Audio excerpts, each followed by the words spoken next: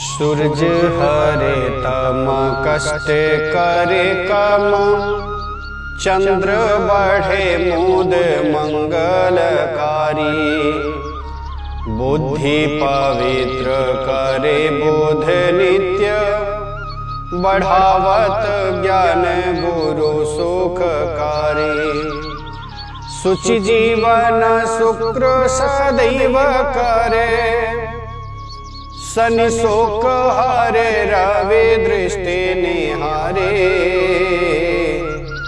राहु रहे गति केतु करे मति, दिव्य नवग्रह सोहत भारी। राहु रहे गति केतु करे मति, दिव्य नवग्रह सोहत भारी। गजाननं भूतगणाधिसेवितं, कपीथ जम्बो फलचारुभक्षणम्। उमासुतं शोकविनाशकारकम्, नमामि विघ्नेश्वर पादपङ्कजम्।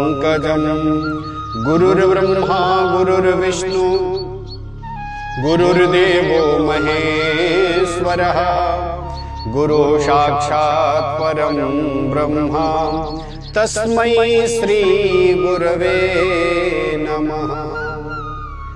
भक्ति भक्त भगवंत गुरु, चतुर्नाम बपु एक।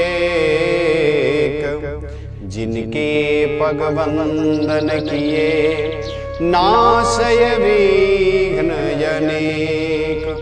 राम कथा के रसिक बरा, भक्त राज मति धीर। आयुष वासन लीजिए, तेज पुंज कपिवीर। जय जय श्री राधा रमण, जय जय नवल किशोर। जय गोपीचित चोर प्रभु, जय जय माखन चोर। जय जय माखन चोर। अनंत कोटि ब्रह्मांड नायक, अकारण करुणा गुणालय परात्पर परब्रह्म, श्री कृष्ण की वांगमयी छवि श्रीमद् भागवत महापुराण एवं कथा रसिक श्री हनुमंत लाल जी महाराज परम पावनी मंगलमय वेला कार्यक्रम सत्संग प्रभात में आप सबों का ढेर सारा स्वागत है। मैं जितेंद्र पारासर, और इस छवि को आप सबों के समक्ष दर्शाने में हमें सहायता कर रहे हैं हसमुद्दीन जी, और बड़े ही आनंद के साथ आप नियमित श्रोता बनकर ये न्यूज टेलीविजन के माध्यम से आप सब श्रवण करते हैं, देखते हैं। आइए आज बड़े ही सुंदर पावन भक्ति महारानी का प्रसंग हम सब मिलकर के श्रवण करेंगे। भक्ति महारानी के भी जीवन में थोड़े क्षण के लिए अशांति आई, और किस प्रकार से एक संत के द्वारा उनके जीवन की अशांति को विभाजन किया जाता है, ज्ञान और वैराग्य किस प्रकार से पुष्ट होते हैं, ये सब कथा हम सब मिलकर के श्रवण करेंगे। उसके पूर्व हम सब दो बार भगवत नाम का संकीर्तन करें और प्रेम पूर्वक उस कथा में हम सब गोता लगाने का प्रयास करें। बोलो श्री राम जय राम, जय जय राम। बोलो श्री राम जय राम, जय जय राम। बोलो श्री राम जय राम, जय जय राम। बोलो श्री राम जय राम, जय जय राम। बोलो श्री राम जय राम, जय जय राम। बोलो श्री राम जय राम, जय जय राम। प्रभु कृपा करहु ये भांति, शब तज भजन करहु दिन राति। बोलो श्री राम जय राम, जय जय राम। बोलो श्री राम जय राम, जय जय राम। प्रेम से आनंद कंद भगवान की जय, सभी देवियों की जय, सभी देवताओं की जय। हर हर महादेव।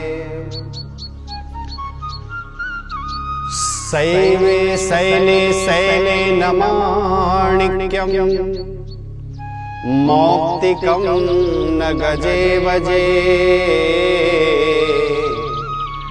साधवो नाहि सर्वत्र, चंदनं न बने बने। बड़ी सुंदर बात है। सब जगह पे सब लोग अच्छे लोग ही मिल जाए ऐसा कोई गारंटी नहीं, और दुख का निवृत्त हो ऐसा कोई गारंटी नहीं। आप बड़े कष्ट में हैं, आप बड़े परेशान हैं, सब कोई आपके बात को सुन ले इसका कोई गारंटी नहीं। कहने के लिए तो संसार वाले को कहते हैं कि हमें ये कष्ट है, हमें ये परेशानी है, हमें ये दिक्कत है, कहने के लिए तो कहते हैं। लेकिन उस कष्ट को निवृत्त करने के लिए लोग बहुत ही हाँ समय आएगा मजाक उड़ाने वाले लोग अधिक दिखेंगे। लेकिन महाराज कभी कभी उसी राहगीर में, कभी कभी उसी राह से कोई संत का दर्शन हो जाए, जीवन पावन हो जाता है, जीवन करता हो जाता है। आज भक्ति महारानी बड़ी कष्ट में है, इसलिए कष्ट में है। एक माँ इसलिए कष्ट में होती है कि बच्चे को जब कष्ट होता है, बच्चे जब परेशानी में जाते हैं, बच्चे के जीवन में जब दुख आता है, तो वो दुख बच्चे का नहीं होता है, अपितु माँ का ही होता है। और माँ सोचती है कि मेरे बच्चे खूब अच्छे हो, स्वस्थ हो, भले मुझे दुख हो, भले मुझे परेशानी हो, हमारे जीवन में लाख परेशानी के पहाड़ क्यों न टूट जाए, लेकिन मेरे बच्चे स्वस्थ हैं। आज वही स्थिति है। भक्ति महारानी एक तरफ ज्ञान और एक तरफ वैराग्य, दोनों लोग मूर्छा पड़े हुए हैं। ये तो बड़ा नवीनतम युवा है, युवती है, 16 वर्ष माँ का उम्र है, और बच्चे जो हैं वही मूर्छित पड़े हुए हैं। माँ को अच्छा नहीं लगा, भक्ति महारानी को अच्छा नहीं लगा। सोचती है मैं अपनी व्यथा किसको, अपने दुख, अपनी कष्ट, अपनी परेशानी मैं किसको जाकर के बोलूं कि मेरे दुख और कष्ट परेशानी को कोई झेल सके, उससे कोई हरण कर सके। महाराज इस प्रतीक्षा में मां बैठी थी, भक्ति महारानी बैठी थी। एक क्षण के लिए जब खड़ा हुई तो सामने से एक संत दाते हुए देखी, और जैसे ही देखी तो भक्ति महारानी कि भो भो साधु क्षणं तिष्ठ मच्चिंता मणिनाशयः दर्शनं तव लोकस्य सर्वथा गहरं परम। भो भो साधु क्षणं तिष्ठ, हे संत, हे लोक को कल्याण करने वाले ऋषि महर्षि, आप रुकिए। हे साधु आप रुकिए, आपके दर्शन मात्र से जीवन का जो क्लेश है, जीवन का जो पाप है, जीवन का जो संताप है, सब के सब नष्ट हो जाते हैं। इसी के लिए हे संत मेरे वचन को आप सुन। और भक्ति महारानी निवेदन कर रही है, विनती कर रही है, प्रार्थना कर रही है कि आप रुकिए। नारद जी महाराज खड़े हो गए, और जब ये बात सुनी कि दर्शनम तब लोकस्य सर्वथा गहरं परम, आपके दर्शन मात्र से जीवन का जो क्लेश है, जीवन का जो पाप है, जीवन का जो संताप है, सब के सब नष्ट हो जाते हैं। इसी के लिए हे संत आप रूठिए, मैं अपनी व्यथा किसको सुनाऊं, मेरे पास में आइए आप। नारद जी महाराज जैसे ही इस वचन को सुने, कार्पण्यता वचन को जब सुने, बिलखते हुए मुखमंडल को मायूसी हालत में देख करके जब इस वचन को सुने नारद जी महाराज बड़े विचलित हो गए, क्योंकि संत हैं। नारद जी महाराज जब जैसे ही सब जगह घूमे थे, सब जगह घूमने के पश्चात के महाराज एक तो संसार में सब दुखी हैं, सब दुखी हैं। पिता माँ को नहीं मानता, माँ पिता को नहीं मानते, बच्चे माँ को नहीं मानते, बच्चे पिता को नहीं मानते, आदर नहीं करते, सम्मान नहीं करते। जो वृद्ध जन हैं उनको सम्मान नहीं है, आदर नहीं है। महाराज संसार में सबके सब कष्ट में एक उस व्यथा को देख करके नारद जी महाराज यूं ही विचलित होते थे। दूसरा ये जब देखे तो बड़ा कौतूहल हो। नारद जी महाराज वहां पर पहुंचे और वहां पर पहुंचने के बाद नारद जी महाराज वहीं पे खड़े हुए। नारद जी महाराज कहते हैं कि आप अपना परिचय बताइए, आप कौन हैं? और यहाँ पे ये दो अचेतनशील अचेतन अवस्था में जो यहाँ पे पड़े हैं, फिर यहाँ पे पड़े हैं, ये कौन है? आपके जो पंखा डुला रहे हैं ये सब, आप अपना परिचय दीजिए महारानी, आप कौन हैं? उस समय में दोनों हाथों को जोड़ करके और भक्ति महारानी अपना परिचय देती है नारद जी महाराज को और कहती है कि अहम भक्ति ऋति ख्याता इमौ में तनयो मम ज्ञान वैराग्य नामानो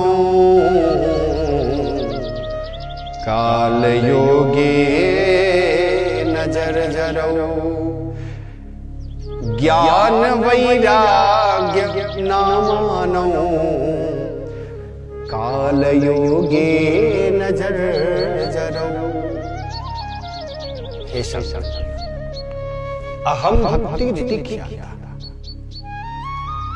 मेरा नाम भक्ति है और इमौ में तनयौ मम, ये दाहिने साइड और बाएं साइड में जो पड़े हैं ना अचेतन अवस्था में, ये मेरे बेटा है। नारद जी को बड़ा आश्चर्य हुआ और नारद जी महाराज के मन में इस प्रकार से भ्रम आया कि ये कैसा कलयुग देखने को मिल रहा है। अरे कैसा कलयुग आ गया, आज तक मैंने ऐसी स्थिति नहीं देखी। संसार में तो मैंने ये देखा था कि बेटा का उम्र कम होता है और माँ का उम्र अधिक होता है, लेकिन यहाँ तो बड़ा विपरीत परिस्थिति है। यहाँ तो एकदम विपरीत परिस्थिति है। इसलिए विपरीत परिस्थिति है कि बेटा का उम्र बहुत अधिक है, यानी ये समझ लिया जाए कि बच्चे वृद्ध हो गए और माँ यही 16 वर्ष की अवस्था। ये कैसा कलयुग। और इस समय में महाराज नारद जी महाराज को मन में और बेचैनी हुई। नारद जी महाराज सोचे कि मैं यहां से भागूं, यहां से जल्दी हट जाऊं, ये सब देखने को क्या मुझे मिल रहा है। फिर नारद जी महाराज पूछते हैं इनका नाम क्या है। उस समय में कहती है भक्ति महाराज कि ज्ञान वैराग्य नामानो, इनका नाम ज्ञान और इनका नाम वैराग्य है। नारद जी महाराज फिर प्रश्न किए ये हुआ क्या, ये कैसे हुआ। उस समय में भक्ति महारानी कहती है कि काल योगे न जर जरो। ये काल के गति को, इस समय के गति को कोई पहचान नहीं पाता है। समय के गति का फेर है और समय के गति के फेर के कारण से मैं युवावस्था को प्राप्त हो गई और ये ज्ञान और वैराग्य वृद्ध के वृद्ध ही रह। नारद जी महाराज दोनों हाथों को जोड़ करके कहते हैं कि महारानी आपके वचन को मैंने अच्छे से श्रवण नहीं कर पाया। आपका जन्म हुआ कहाँ? आपका पालन पोषण कहाँ हुआ और किस प्रकार से ये घटना हुई, मुझे समझ में नहीं आ रहा है। आपके बच्चे वृद्ध हो गए और आप जवानी अवस्था को प्राप्त की हुई है। आखिर मुझे बताइए ये घटित घटना कैसे हुई? नारद जी महाराज बड़े जिज्ञासुपूर्ण इस प्रश्न को करते हैं। उस समय में भक्ति महारानी अपना पूर्ण रूपेण उत्पत्ति के बारे में बताती है। क्या बताती है? उत्पन्ना द्रवृणे साहं वृद्धि कर्णाटके गता क्वचित् क्वचिन् महाराष्ट्रे गुर्जरे जीर्णतां गता। भक्ति महारानी कहती है कि हे संत, हे साधु, मेरे वचन को सुनिए। मैं बहुत दुखी हूँ। दक्षिण भारत में मेरा जन्म हुआ, कर्नाटक में मैं थोड़ी सी बड़ी हुई, गुजरात में आई तो जब कर्नाटक में मैं बड़ी हो गई थी और जब गुजरात में आई तो धीरे धीरे अवस्था ढलने लगा और उसके पश्चात गुजरात में आई तो मैं वृद्ध हो गई, वृद्धावस्था को प्राप्त। ज्ञान वैराग्य और पुष्ट होते चले गए। लेकिन जब गुजरात में मैं गई, वृद्ध हो गई, तो उसके पश्चात घूमते फिरते ज्ञान और वैराग्य के साथ घूमते फिरते जब मैं वृंदावन में आई तो ज्ञान वैराग्य पुष्ट नहीं हो पाए। ज्ञान वैराग्य अचेतन अवस्था में पड़ गए और मैं एकदम वृद्धा तो हो चली थी, लेकिन इस वृंदावन के पावन धरती और धराधाम को देख करके, इस जगह के उस सकारात्मक ऊर्जा को प्राप्त करके भगवान श्री कृष्ण की कृपा फलस्वरूप मैं तो जवानी अवस्था को प्राप्त हो गई और मेरे बच्चे आज तक वृद्धावस्था। आज तक किसी ने मार्ग मुझे नहीं दर्शाया कि मैं क्या करूं, किसके शरण में जाऊं, मेरे ज्ञान और वैराग्य कैसे पुष्ट होंगे, इस कष्ट से निवृत्त कैसे होंगे। हे नारद जी महाराज, जीवन में पहली बार मैं अपनी व्यथा को आपके समक्ष रख रही हूं और मुझे ऐसा ज्ञात है कि कभी भी संत से अपनी कोई बात रखा जाए तो संत के बाद वचन श्रवण करने के बाद, उनके अपने व्यथा रखने के बाद कभी जीवन में असहाय नहीं होता, कष्ट नहीं आता, परेशानी नहीं आती, उससे तो नवीनतम मार्ग मिलता है। आप मुझे बताएं मैं क्या करूं, किस प्रकार से करूं, मैं कहां जाऊं, मेरे ज्ञान और वैराग्य किस प्रकार से पुष्ट होंगे, ये सब बताएं। और महाराज दोनों हाथों को जोड़ करके नारद जी महाराज धन्य है, आप तो भगवान के पटरानी, लेकिन कलयुग का प्रभाव जब आपके ऊपर भी हुआ और ज्ञान वैराग्य के ऊपर जब हुआ, कलयुग का प्रभाव है, ये समय का चक्र है। आपने ठीक ही बोला, ये समय का चक्र है। इस समय के चक्र के कारण ज्ञान वैराग्य पुष्ट नहीं हो पाए। और महाराज ये धन्य है वृंदावन, जहां पे भक्ति कण कण में वास करती है। और यहाँ पर जब आई तो आप जो है भगवान के पटरानी, हे महादेवी, आपको बारंबार नमस्कार, बारंबार प्रणाम है। आप नवीनतम ऊर्जा को प्राप्त कर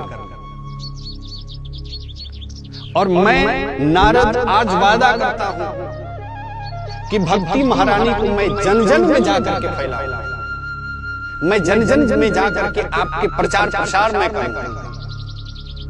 और ये ज्ञान और वैराग्य, अरे मैं अभी इनको पुष्ट करता हूं, अभी मैं हृष्ट पुष्ट बना देता हूं। नारद जी महाराज को ऐसा लगा था कि मैं वेद मंत्र जानता हूं, गीता का पाठ जानता हूं, सब मैं जानता हूं। अरे इनके कानों में यदि वेद मंत्र का पाठ कर दिया जाए तो उठ करके खड़े खड़े। भक्ति महारानी आप चिंता न करें, आपके जीवन में मेरे जैसे संत कोई आया ना, धन्य है, आप चिंता मत करें। और महाराज उस समय में नारद जी महाराज जाते हैं ज्ञान के पास और जाकर के वेद मंत्र का पढ़ना, सस्वर वेद मंत्र पढ़ना चालू कर देते हैं। उस समय में थोड़ी सी हिल करके और जैसे ही आंख खुलते हैं, नारद जी महाराज को लगा कि अब ज्ञान खड़े हो जाए। जैसे ही वेद मंत्र का पाठ छोड़ देते हैं, फिर जो है अचेतन अवस्था में पड़ जाते। फिर दूसरे कान में वेद मंत्र पढ़ते हैं, फिर पहले वाले कान में, फिर दूसरे वाले कान में खूब वेद मंत्र का पाठ करते हैं। वेद मंत्र का खूब पाठ करते हैं। वेद मंत्र भी कोई उनके लिए कोई भी प्रभावित नहीं, कोई भी प्रभावित नहीं। और जैसे के तैसे अचेत अवस्था में।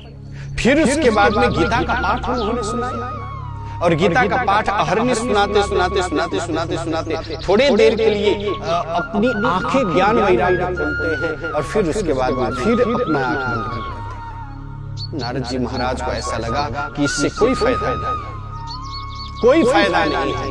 नारद जी महाराज को अब शर्मिंदगी होने लगी कि अभी अभी भक्ति महारानी को मैंने वादा किया है कि कम से कम ज्ञान वैराग्य यहाँ मैं पुष्ट कर दूंगा। वेद मंत्र के ऊपर मेरा भरोसा था, आज वेद मंत्र भी वो कार्य नहीं कर रहे। गीता का पाठ किया, अनेक पाठों मैंने कर दिया इनके कानों के द्वारा, लेकिन आज तक इनको पुष्टि नहीं मिल पाई। अब मन में ग्लानि हुई।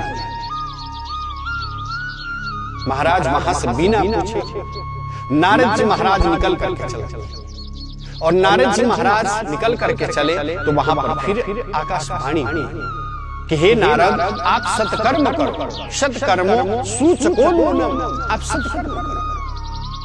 नारद जी महाराज के मन में ऐसा भाव आया कि अभी तक तो इनको गीता का पाठ सुनाया, अभी तक तो इतनी सुंदर सुंदर मैंने वेद मंत्रों का उच्चारण कराया, क्या गीता का पाठ, वेद मंत्र का पाठ, ये क्या सत्कर्म नहीं है?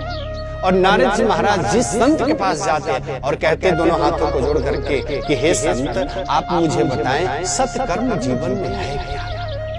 महाराज जैसे ही कोई संत जब सुनता है ना तो पीछे की तरफ मुड़ करके भगता है, कहता है कि नारद जैसे इतने बड़े संत यदि पूछे कि सत्कर्म क्या है तो हमारी तौहीनी होगी।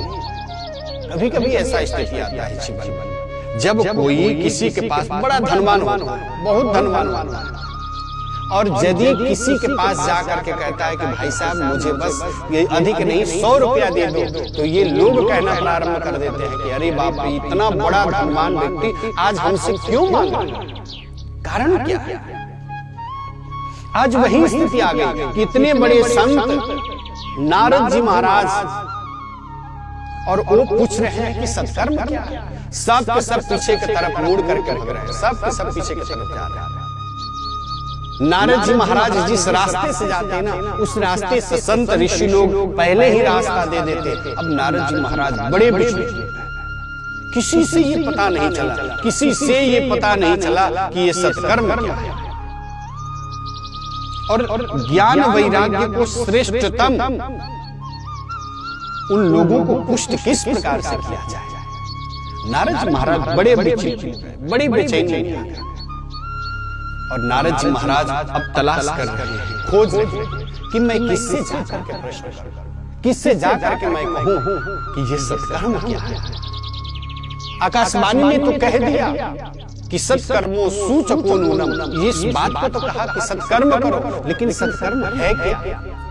इसको कैसे करना चाहिए, किस प्रकार से करना चाहिए? महाराज इस बात को लेकर के नारद जी महाराज बड़े बेचैन हैं। और वहां से जब निकले ना तो इतना तेजी में जा रहे हैं कि इस आकाशवाणी का कम से कम प्रश्न का कोई उत्तर दे, कोई प्रश्न का उत्तर दे। आज बड़ी बेचैनी से नारद जी महाराज जा रहे हैं। क्या नारद जी महाराज को इसका प्रत्युत्तर मिलेगा या नहीं मिलेगा? इनको कोई मार्ग दिखाने वाला होगा या नहीं होगा? ये सब कथाएं आने वाले सत्र में हम सब मिलकर के श्रवण करेंगे। जीवन में आप जहां भी रहें, जिस परिस्थिति में रहें, परिस्थिति जो भी हो, मुस्कुराते रहिए, आनंद चित्त होकर के रहिए, जीवन पावन हो जाएगा। आप सबों से मेरा एक निवेदन है कि जरूर सूर्योदय से पहले उठ करके और जरूर सूर्य भगवान का स्नान ध्यान करने के बाद सूर्य भगवान का जरूर जल दिया जाए। उससे आपके शरीर में सकारात्मक ऊर्जा होगा और अनेक प्रकार की जो बाधा है, कष्ट है, परेशानी है, सब ठीक हो जाएगी। इसमें कतई संशय नहीं। इस कार्य करके देखा जाए, आपके जीवन में ढेर सारा सुधार आएगा। इसी शुभ संदेशों के साथ आने वाले सत्र में मैं जितेंद्र पाराशर न्यूज़ टेलीविजन के माध्यम से जरूर आप सबको उपस्थित होंगे। अभी तक के लिए इस छवि को दर्शाने में हमें असमुद्दीन जी सहायता किए, उसके लिए ढेर सारा धन्यवाद। आने वाले सत्र में मैं जितेंद्र पाराशर उपस्थित होंगे। क्रमशः आप न्यूज़ टेलीविजन के माध्यम से सत्संग प्रभात को आप श्रवण करें। सत्संग प्रभात आपको कैसा लगता है, प्रत्युत्तर जरूर दिया जाए। सत्संग प्रभात जितेंद्र पाराशर यूट्यूब चैनल के माध्यम से news TV Nepal, news Nepal में भी आप यूट्यूब के माध्यम से आप जाइए, सर्च करें और वहां पर लाइक और शेयर जरूर करें। इसी शुभ संदेशों के साथ आने वाले सत्र में मैं जितेंद्र पाराशर आप सबके समक्ष जरूर उपस्थित होंगे। तब तक के लिए जितेंद्र पाराशर को विदा दीजिए और देखते रहिए न्यूज़ टेलीविजन। जय श्री राधे, जय श्री कृष्ण।